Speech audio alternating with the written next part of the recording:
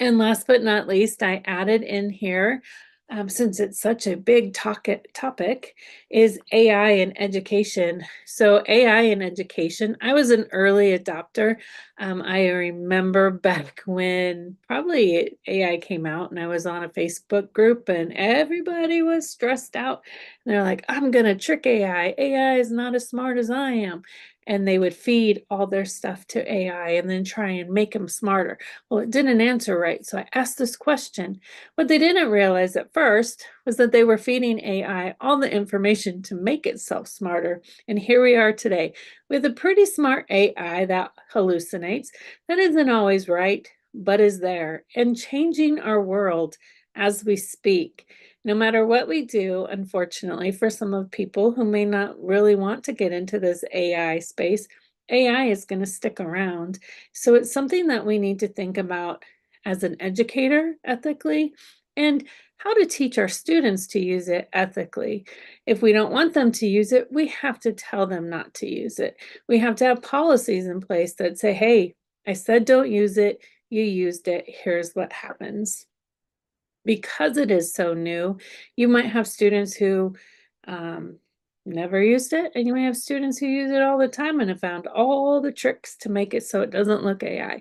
Or you might have ones that just copy and paste and slap it on a paper and forget their AI prompts in there. You're like, well, I can tell this is AI because AI told you they couldn't think about that right now.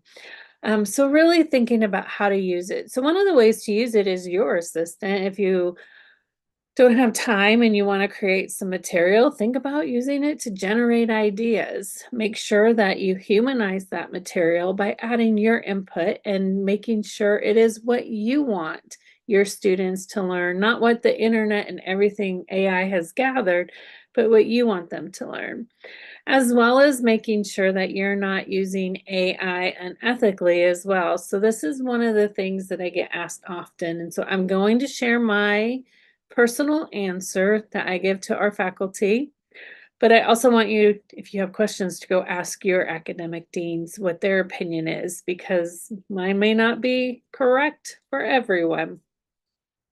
But one of the things that I've seen is faculty saying, oh, my students can't use AI, but I'm going to grade their papers with AI to make my life easy. First of all, that's a little bit kind of weird. Like, hey, you can't use it, but I can. So really think about that. But one of the things I want to share about grading with AI is don't do it. When you put your students' information and their assignment into an AI text generator, you are giving your students intellectual property to that AI generator to be trained on, to learn on, and it is now part of their database. You might be lucky enough to have a beta university where you have your own database that's enclosed in a firewall so nothing gets out and it's just for your university. But right now, most people don't. So I'm just going to say, don't grade with AI. If you're having a question on how you want to say something, sure, use AI for the feedback. Like I wrote this sentence, clarify it, but don't put your students' work into AI. All right. Finally, I don't want to be here too long, or keep you here too long. I could probably talk longer if I wanted. I wanted to talk a little bit about your assignments this week. You have a topic analysis. It really is just an outline helping you break down your content that you're going to teach in your module.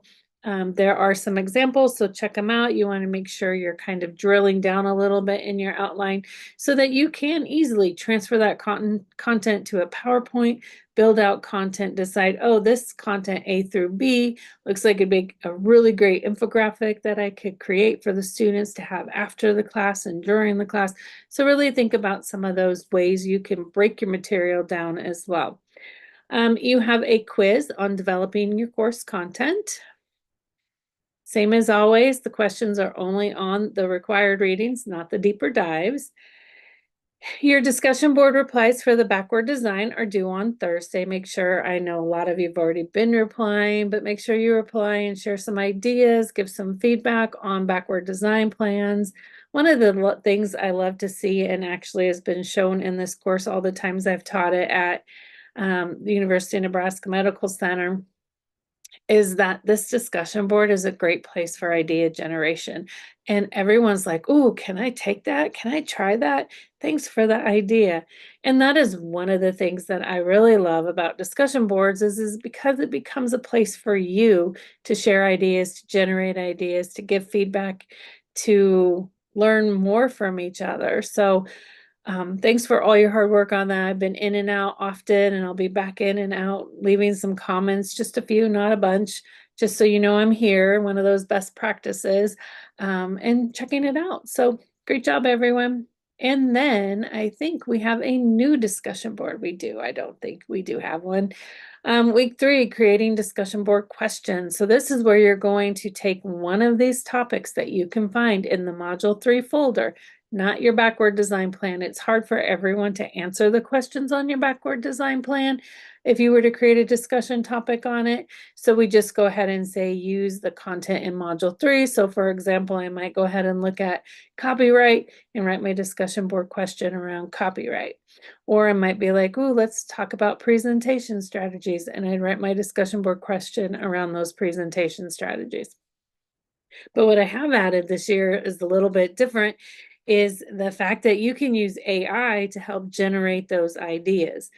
And that is a great way for you to, if you have not already dipped your toes in AI, but to explore more with AI if you have on writing discussion board prompts. So there is some information in there on how to write those discussion prompts to ask an AI tool. ChatGPT is usually the closest one I think most people use, or Copilot, and then there's another one, I can't remember the name, but there are lots of different ones. And just write a discussion board and then make sure you follow the directions and clean it up and just use it for idea generation. You're going to refine it, humanize it, make it something that works. Okay, well, I think that is it for today. So I will see you in and around Canvas, and have a wonderful week. Bye, everyone.